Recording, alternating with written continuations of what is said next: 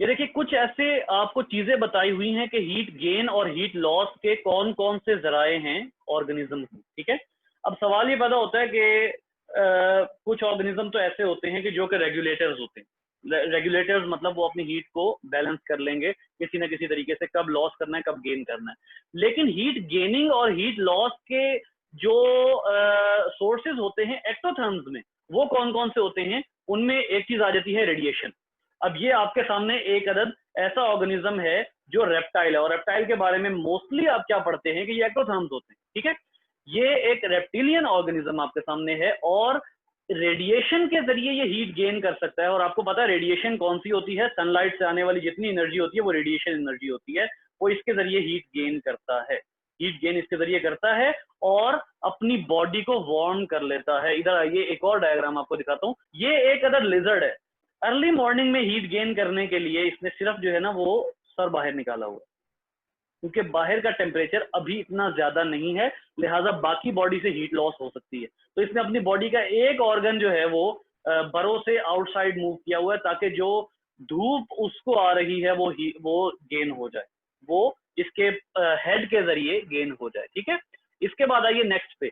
जब mid morning आ रही है तो मिड मॉर्निंग में ये सन बास्किंग कर रही है, मतलब ये कि रेडिएशन एनर्जी फुल फ्लैश जो है वो ये गेन कर रही है।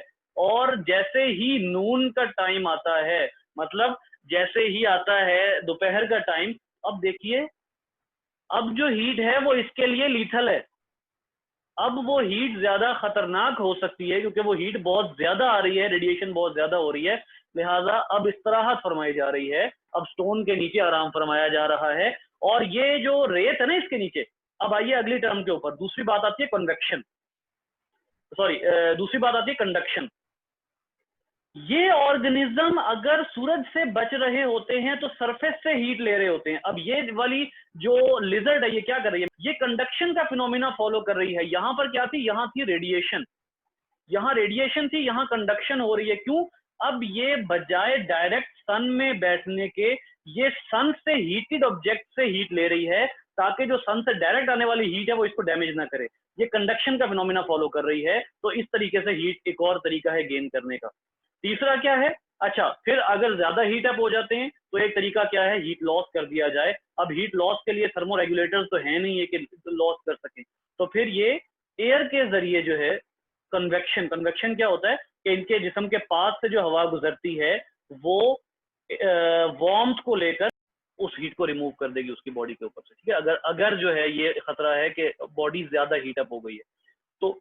और उसके अलावा एक और तरीका भी है, जरा सोचें कि अगर ये ऑर्गेनिज्म ज्यादा हीटअप हो गया, फॉर एग्जांपल ये ऑर्गेनिज्म हीटअप हो गया, इस हीटअप होने पे अगर ये किसी कोल्ड ऑब्जेक्ट पे जाकर बैठेगा तो उस ऑब्जेक्ट से हीट इसको मिलेगी या इसकी हीट ऑब्जेक्ट में जाएगी। अगर ये ऑब्जेक्ट कोल्ड होता है तो ये अपनी बॉडी का हीट लॉस करने के लिए उस पत्थर पर जाकर बैठ सकता है जो इसकी बॉडी से ठंडा है, ताकि इसकी बॉडी का थोड़ा सा हीट लॉस हो जाए, ठीक है।